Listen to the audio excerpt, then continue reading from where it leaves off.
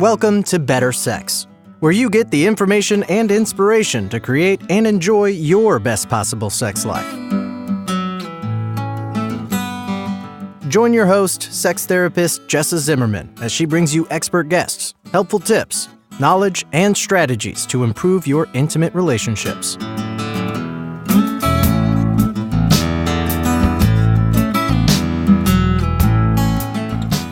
And now, your host, Jessa Zimmerman.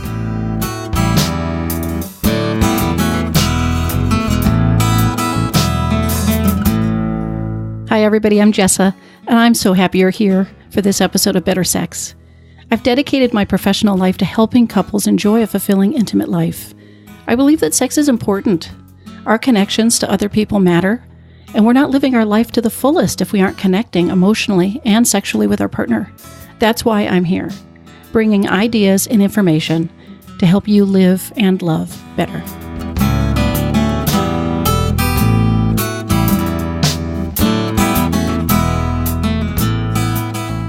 Consensual non-monogamy. I don't know if you're familiar with that idea, but there's certainly plenty of people that choose an open relationship of one sort or another, even though they're committed to each other. But by agreement, they are non-monogamous, right? So this could be, before you become exclusive as you're involved with somebody. But often what we're referring to is people that have been committed and decide to change the arrangement and include other people in one way or another. So today's topic is specifically polyamory, which is one way of consensual non-monogamy. And in general, it's sort of considered having more than one committed relationship, right? It sort of implies sexual involvement, but also emotional involvement with more than one partner.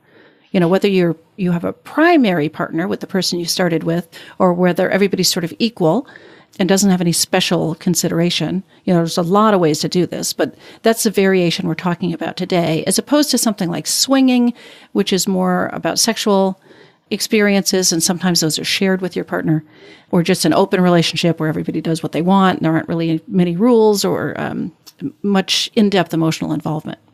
Anyway, my guest today, Tamara Powell, is really a specialist in this. She runs the ARIA therapy services, and she provides holistic health and healing to what she says is a global market of nonconformists. So she specializes in gender, sexual, erotic, and relational diversity, and she's passionate about holding that space for self-identified misfits and the mystics of the world, as she puts it. So she is a licensed therapist. She's a university psychology instructor. She's an empowerment coach, and she's a podcaster, which she'll mention at the end of the show. But I'm delighted that she's here to go talk about the ins and outs of polyamory. Who is it for? Who is it not for? What kind of agreements and conversations do you need to have? What sets you up for success? What should you be thinking about if this is an idea that you're considering for your relationship? Hope you enjoy it.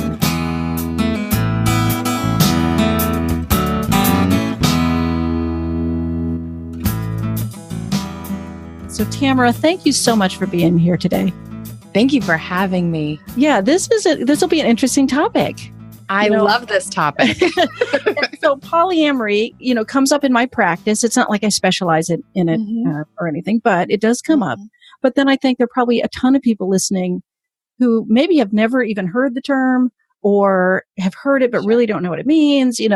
So some of the audience, I'm sure, is well versed in it, and others are just like, what? So, let's start at the basic level. Like, what is polyamory?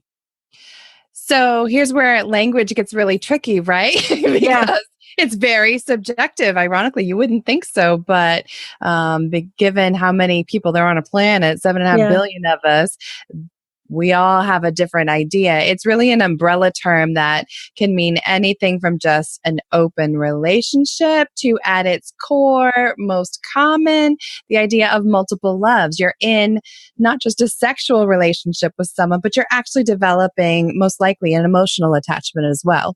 Yeah. I mean, I know that in the way I think about it or define it for myself, and again, you're right, people define things however they identify is how they identify, but I think of it as more than one committed relationship. Yes. Right. So, and this fits it within, the bigger picture of consensual non-monogamy, right? Right. Which is very key. It needs to be consensual because if it's not, then it would be considered cheating. Right, There's right. communication going on. But that is an important thing. A lot of people will say, well, duh, but it's not a duh moment unless it's been talked about. So Right. Okay. So consensual non-monogamy. And then Mhm. one variant of that is polyamory. Polyamory. Yes. What are some of the others? And again, I guess, I know there's overlap in the way people understand these, but can you give me just a little bit of a overview of the various ways people maybe practice consensual non-monogamy? Sure. And so a lot of ones that I know people's brains are already jumping to is swinging. And swinging, though, in its most common phase, if you will, is couples swapping partners or sharing an experience with a partner. It is usually sexually based. They may see the same person multiple times, especially if they find, it's most common man and wife with another woman. They may see her a few times, but swinging is usually based on let's have a sexual encounter with someone. And so that is still pretty typical, but that's not necessarily the norm for polyamorous couples. So we want to make that distinction. Okay. Yeah. And then another common one would just be, hey, we're in an open relationship, which it's kind of like Dan Savage's monogamish. So it could be as simple as like, don't ask, don't tell. That's pretty common in a lot of marriages, this idea of like default monogamy, but it's not really. So maybe if, he's out with the guys, he might stop in at a strip club. She would consider that cheating, but he's just not going to bring it up. Or maybe if she's out having a girls' night, she ends up making out with someone on the dance floor after she's had a couple drinks. Those couples that kind of slide things under the rug often consider themselves monogamish, or it could just be that that couple has come up with a set of criteria that they're okay with. Like, hey, if you're out on town, you might have a hall pass for this, or I'm okay with you kissing or groping someone, but I don't want penetrative intercourse. That's actually more common than people might think. Yeah. Okay. And so the stopping by the strip club, these examples you gave are still consensual, right? They're not going to go home and talk about it, but they've been sort of pre-approved, right? They've had a conversation that these incidents are just okay. Don't want to have a conversation about it afterwards is what I hear most frequently. Right. So again, different than cheating. Right. Or dishonesty. This has been arranged. They just don't want to hear about it. Right. Okay. And then we have this idea, not as common, but I do see it more in the younger generations of like polyfidelity, which is this couple's agreed to that one or both of them can have relationships that are even considered platonic at times. So perhaps she has a work husband, which a lot of conservative couples who have this notion of, one and done would not necessarily be okay with. I don't want him talking to another woman about his feelings, for example. Whereas a polyfidelity couple would be okay with that. You're allowed to have other emotional attachments. But without maybe sexual involvement with those people. Right. Okay. And again, if that weren't consensual, that's what we might label an emotional affair. Yeah, which is why conversations like the ones that you and I are having right now is really important, because a lot of couples just assume monogamy and they assume that we're on the same page. Yeah. Yeah, but when it comes down to things like a work husband, or is he allowed to have pet names for all of his friends, his female friends? A lot of times she's struck by surprise at that and really hurt, or even the use of porn, for example. Right. You can't just assume. Yeah. And I mean, that's a whole other subject, but I certainly get people coming in where one person has used porn and the other one thinks of it as cheating. Right. Oh, those are two different worldviews, right? That conversation for sure. Yeah. So default monogamy, you can't just assume. Yeah. So why do people choose polyamory? I mean, that's specifically our topic today, is that one version, right? More than one committed relationship. Who does it suit? Why do people choose this? What are the upsides, I guess, as people would describe them? Yeah, there are a lot of upsides to them. Esther Perel's talked about that plenty in her 2 books, The State of Affairs and Mating Behaviors. And I see poly as being really good for couples. They usually get in it for one of 2 ideas. Either they want more of something or they want a different something. Okay. So thinking about couples where there's a desire discrepancy, but they're okay with it. They both know one of them wants it more than the other one, and they're not really going to continue working to change that. Maybe there's a medical factor at play, or just a psychological, maybe hormones. For whatever reason, one wants it more than the other one. Poly is a great way if they are, committed to each other. I often think of Sternberg's triangle of, maybe they have a high commitment. You've got, right, commitment, passion, and friendship. Maybe they're really best friends and they are committed to hanging out together for the rest of their lives, but the passion's just not there. And so for those couples, poly can be a great way of keeping their marriage safe and secure under certain guidelines that we might get into in a minute. Right. So I see a lot of couples that start into poly for that reason. But the second one is also extremely common, is they want something different. And so what we call their sexual script, what I want to do in the bedroom, may not always line up what he or she wants in the bedroom. Maybe there's a different kink or a fetish involved. Maybe there's just different sexual behaviors, or even a different way of approaching sex in the bedroom. Yeah. And I guess both of those to me are sort of, I don't know, it sounds a little bit like using this to solve a problem, which I tend to at least caution clients about, like you wouldn't have a baby to save the marriage, right? Don't open up the relationship or go poly because you're struggling. I mean, Amen. Right. We want the people to feel really good about what they have and do this from strength, right? Not, which I'm sure they can do with these situations you're talking about. Yeah, right? It can actually reinvigorate a marriage, and many times the satisfaction rate goes up. And yeah. And then I'm also thinking about people who identify as poly, as if it's a sexuality, like they are poly, not a choice, but an identity, right? So that's another set of people that I suppose is choosing that. And the true poly-identified ones are, again, a bit of the unicorn, even in the poly community. Usually it's not, for most of us, the idea of polyamory comes in after we've had a few relationships. But for these truly poly-identified ones, I've met a few, it's like they came straight out of the womb and it just never occurred to them that love should be something that is just between me and you. Right. It's always multiplied. It just doesn't make sense that we'd have to cordon it off. Yeah. So when is it not a good idea? I mean, are there contraindications? I mean, obviously there is troubled ground for some people when they're thinking about poly or practicing that. Yeah, it goes back to what you were just talking about. Like, what is the starting ground here? Are we a couple that really loves each other, is committed to each other, has great communication already? There's nothing broken in our relationship that we're trying to fix, but it's just that we would like to add some spice in whatever, however we're defining that. Then that's a good start. If you're not any of that, though, any one of those factors are missing, you have some work to do with a therapist or on your own before you get to the idea of opening up your relationship, because, relationships are hard enough with 2 people. Yeah. The more partners we add, the more feelings we add. There's more people to take into consideration, because secondary partners, tertiary partners, triads, thruples, I've worked with quadrads, 4 and 5 people in a relationship. That's a lot of moving parts, literally and energetically. Yes. And they all have rights too. They have to be taken into consideration. So it's very contraindicated for anyone who's struggling.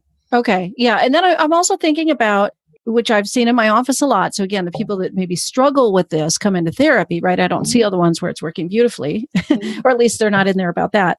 When one person really wants this and the other feels like they better, right? Like that's got to be a real trap. If like, I might lose him or her if I don't say yes to this.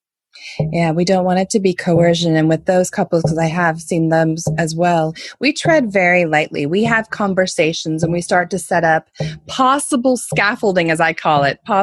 We're dipping our toes into it. We're feeling into the emotions before we ever go out on a date with someone else. Yeah. That is not a good idea. It would be contraindicated in that case. Yeah.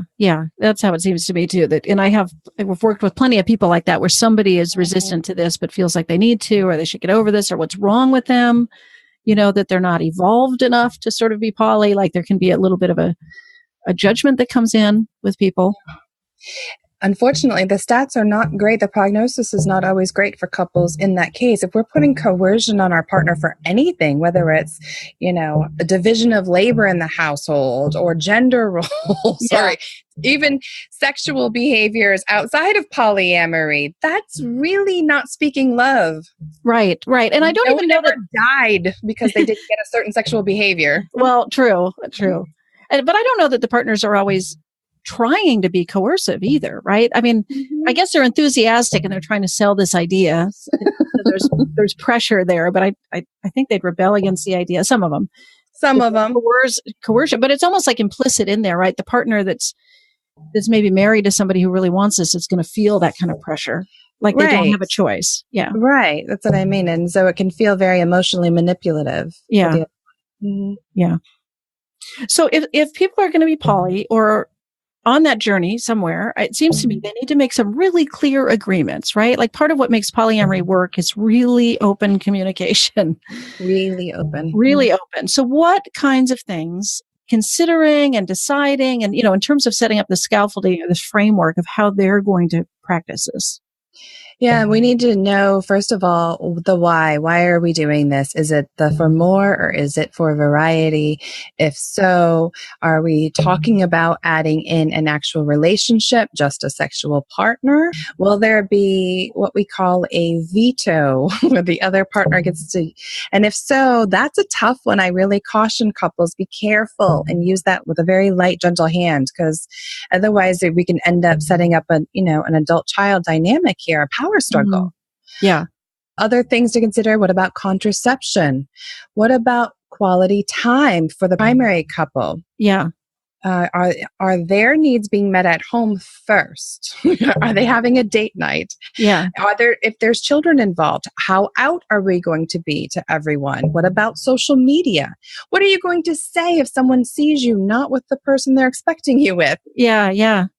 Those are just a few off the top of my head, but it can get quite varied and intense. Yeah. And then I'm imagining there's the whole everybody talking before you get going, right? Like, isn't there? It depends. Yeah, people do different things, but often a new partner is going to meet both people. Everybody's going to be upfront about this, that this is happening. If they've got other partners, it's all above board with everybody, right? Right, to a certain extent. And so that's another question for the scaffolding is how much do you want to know? Do you want to meet? Not every partner wants to meet the other partner's partners. Yeah. How much communication do you want? Do you want me to know? Do you want me to tell you before something physical has happened or before we've exchanged I love yous? What's okay, what's not? Right. Mm. Yeah, it's kind of hairy, actually, as I start to think about the intricacies of this, on holidays and what time are you spending with whom? And yes. And so this is also where I have worked with couples where one wants full disclosure and the other one doesn't want it. And that can actually work. We just have to be, again, willing to respect our partner's boundaries there. Yeah. Some couples get really, enlightened and passionate about hearing the other person's experiences with their partners. But for some, that's just, I love you. I want you to know that you're happy, but I don't want to know what you were doing. Yeah.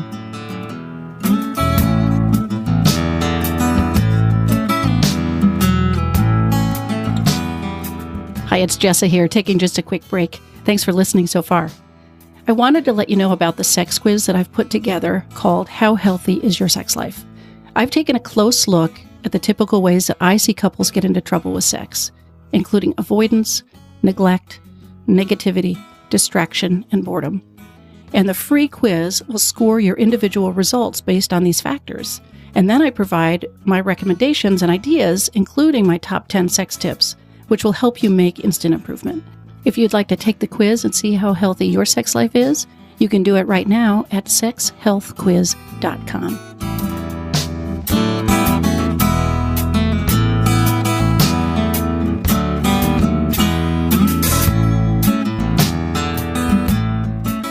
Do you advise people to sort of check in on their agreements and are we still living by the same ones, or should we reevaluate these? Or I'm sure there's some natural checking in on them as they go. But yeah, especially in the beginning, it's I think similar to monogamous couples, a lot of these rules apply right across the board. When we're first dating, even in monogamy, we're checking in with each other quite a bit.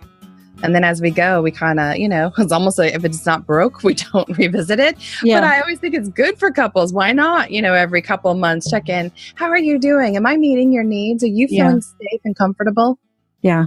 That type of thing. Yeah. And is there always a primary couple? No, there are, once again, more unicorn outliers where they enter into almost like a polygyny, but that's where, two almost like married women with one guy, and it can go the other way around, where we're actually a triad, a fully autonomous triad, and everyone is sometimes sleeping with each other. Right. But other times it's like a sister wives almost, or sister brother husbands. Yeah, right. Everybody's sort of on the same level or something. We're all on the same level. Yes. We hear that term relationship anarchy in those cases sometimes, where everybody's egalitarian and nobody has a right to cordon off anything. We share finances. They share parenting. Yeah. Mm-hmm. So I'm imagining more of those happen that way when people enter into that in the beginning, as opposed to like a married couple who decides to maybe open their relationship or become polyamorous. They're probably not expecting to not retain their special bond at the top of this.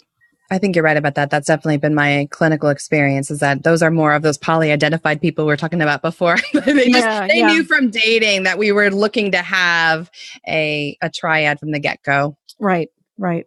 And what about raising kids? What kind of experiences, do you hear with clients about managing parenting and how out they are, how they talk about it with children?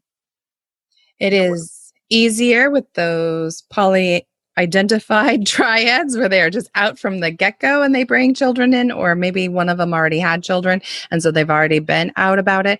But for couples who decide to move into polyamory and they might have children, this is where we just have a discussion on ahead of time. Do we want it to just be between us? And so in ways I've seen it handled before, the couple has a date night on Friday, and then on Saturdays they will alternate going out, and the kids just know that mom and dad have hobbies and they're out. Right. They don't know that they're out sleeping with other people. Yeah. They just know that they're not here for that reason. Or perhaps, daddy's out of town for the weekend. It can be handled basically however the couple wants it. The research really shows as long as the children have what children should always have, right? Safety and security and a sense of openness and flexibility at home, they're fine. Yeah. It doesn't usually throw them. Right. Okay. And what about jealousy? I mean, this has got to be one of the, first questions people ask if they're unfamiliar with this, or maybe if they're just dipping their toe in the water and thinking about this. How are they going to manage those feelings? Mm-hmm. We first often point them back to, it's not like monogamy doesn't have jealousy either. Yeah, that's true. So I often will give them a little taste of that. Like, let's identify some of the things that have already caused you some insecurity or questioning moments. It's going to be like that, but perhaps intensified, because before you're wondering is now actually here. Yeah.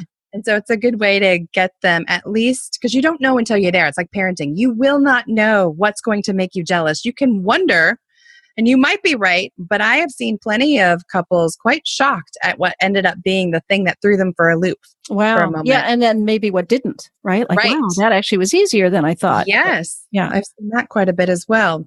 So when jealousy rears its ugly head, this is where I love Kathy Labriola. She's a polyamorous counselor. She actually wrote a jealousy workbook, and her book is one of the first two that I recommend. She dives into how jealousy is a complex combination of other emotions. And so it's really helpful for us as clinicians, or even if clients aren't coming in to talk with us, to look at what's making up this jealousy. There could be some anger, a little bit of insecurity. It could be fear. Right. And if we can identify the thing underneath of it, it becomes so much easier to work on. Huh. Okay. And that can shift moment by moment. There are some times where I might be jealousy because perhaps I didn't get my date night in the last month or so. Right. And it's feeling like my partner's partner has a lot more of them. Well, that's very different than I'm feeling insecure because he's now dating this Russian hottie and I'm at home feeling like a slovenly housewife. Right. Right.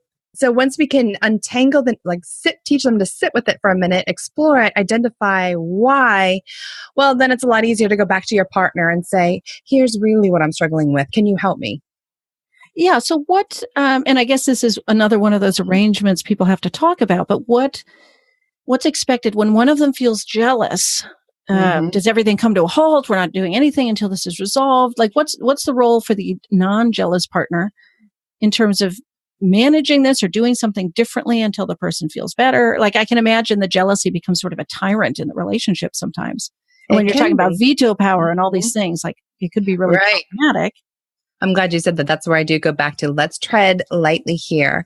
You can put things on hold for the moment, but really showing them that sometimes when we shut it all down, we actually do more damage than sitting there and exploring for harmony. You may hit the pause button for a night or two, but be careful because with most polyamorous individuals, both the husband and wife have a significant other on the side. Mm-hmm. And so we wouldn't want our partner doing that to us unless it was something quite severe. Yeah. Yeah. Mm. And so sure, you can hit pause for a night and explore it and say, for example, he had a date night set up and she got to the moment where he's supposed to leave and she just lost her mind for whatever reason. Understandable. The brain's, very logical, but not always helpful. Right. Right. So perhaps she has a bit of a meltdown. He can tell his significant other, hey, I'm going to be delayed, or maybe tonight's not a good night and I'll come back. And then they need to take a hard look at exploring it. If you're going to use that veto card, then it needs to be a productive time. Please don't just spend the night wallowing away in liquor and sobbing into the tub and pushing your partner away. That's not going to be helpful. Okay. But there might be an expectation that if your partner's freaking out as you are going out the door, that you don't go. That you don't go. Yeah. Okay. We need to be, it's again, kind on both sides. Let's be respectful. What would you want if you were the one struggling? Yes. Right. Good point. But then we also need to remember there was another person waiting. And depending on how far we got into this, there are also hurt feelings there too. Yeah. This is where it's getting complicated exponentially, right? Which is why you need to be very aware on the get-go and not just go into it blind. Please don't go into it blind. Yeah. So where do you see the most success with this? Where do you see people really get into trouble? And I have seen a lot of success for people who get this right. Polyamory is like the greatest thing that they've ever discovered. They'll tell you that hands down. Yeah. Those couples, I see a high level of really secure attachment, to quote some psych speak, right? Like they know who they are. They're secure in who they are. They might have a moment of, oh, I feel a little flabby, or, oh, I'm a little nervous about this new relationship energy I'm seeing over here. And I don't know if they still look at me that way. But it's a moment and they're able to walk through it. They have that security between the two of them. They also have a lot of flexibility. So they know who they are, but they're also fun and flexible with their married partner or just their boyfriend and girlfriend already. So they've got great communication. If they're having a bad day, they own it. They take personal accountability, right? And they're able to talk about it. Okay. They don't stifle. We don't see those unhelpful behaviors that we would see in any relationships. Those couples seem to do really, really well. Yeah. And then the most common pitfalls, do you think? Not communicating. Yeah. Rushing in blindly. Being overly rigid. Okay. I'm imagining unrealistic expectations could be a problem. Oh, right? Like they probably have these ideas that, once we do this, everything's great, or I don't know, it's going to be easy, something like that. Right. Yeah. I mean, are friendships even easy? Right. Not usually. Right. And something that I remind them too is that if we are saying polyamory and not just swinging, you are setting up a relationship, right, with someone else. And so relationships aren't ever really easy. There's going to be, the more you get to know someone, the more there's going to be work involved. Yeah. How do you counsel couples where one of them is open and wants to swing, like is open to sexual experiences without the emotional attachment, and the other is sort of like, well, no, I don't have sex without an emotional attachment. I really want polyamory. I've ironically had couples who have agreed that they each get what they need. And so sometimes he will go out and have just physical sex with other people. That's all he wants. He does not want a secondary partner. Whereas she really just craves, I mean, stereotypically speaking, that's why I'm using he and she, but it has been the other way around. She just wants someone to come hang out with her at maybe another date night, go to the movies with. Yeah. Interesting. And maybe she is intimate or she isn't with them. Yeah. So what are your favorite resources? I mean, and I'll put these in the show notes if you send me a list too, but what are the best books or resources or websites or, Yes. So I have 3 then. As far as websites, Gina Senarigi does, I think it's Open Love Polyamory Counseling, but I'll get that link right to you. She actually is another counselor that specializes in it. And her website is chock full of resources for both potential clients, people who are just interested in polyamory, and therapists alike. She's great. Right. And then books wise, I have a whole list on my website. There's really common ones, but my favorite that really dive into the stuff that you and I were just talking about is Meg Barker's Rewriting the Rules. And Kathy Labriola's A Counselor's Guide to Open Relationships, and her Jealousy Workbook. Yeah. Great. Fantastic. So if the green monster hits you, she's got like 13 chapters on it. Wow. Okay. That's really great. Plenty of exercises. Yes. Yeah. I had never heard of that resource. So I'm really grateful to learn of it. It's great. And how can people learn more about you and what you offer? You can head on over to ariatherapy.com. It's ARYA, Aria, therapy.com. And I'm all over social media under that same handle. So great. And do you have, I don't know, ways of working people that aren't near you remotely? Yeah, so I actually offer sessions via Zoom, what we're hanging out on right now. So I offer coaching across state lines or for, straight up therapy, Florida and internationally. Yeah, we can do this all day, every day. Okay, great. Yeah. Or the podcast. I forgot about that. Sacred, which you're going to be on. It's fantastic. Sacred Psychology. Yes. You can check that out too. And say a little bit more. Say a little bit more about your podcast.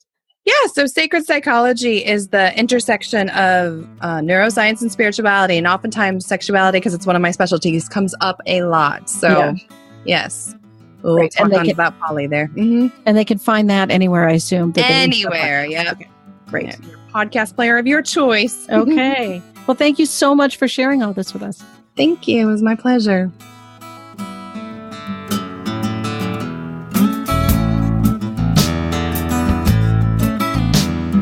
You've been listening to Better Sex.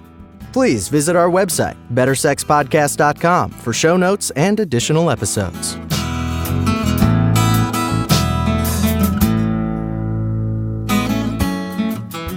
And that's a wrap for today. I really hope you enjoyed the episode.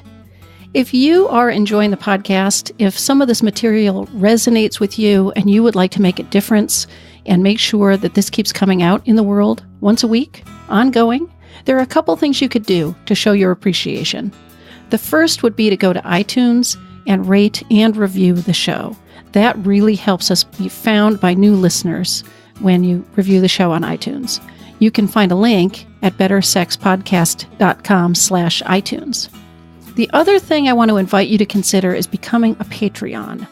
For a small monthly pledge, you get some benefits. So for $2 a month, you get advance access to every single episode. For $5 a month, you get a chapter of my upcoming new book. And for $10 a month, I host quarterly get-to-know-you and question and answer chats over the web, and you get invited to that. I would love to have your membership in that, become part of the Better Sex family. You can find a link at bettersexpodcast.com/Patreon, which is Patreon. Again, thanks for listening. I'm glad you're here. Feel free to comment, ask questions, get in touch. I'd love to hear from listeners. Thanks.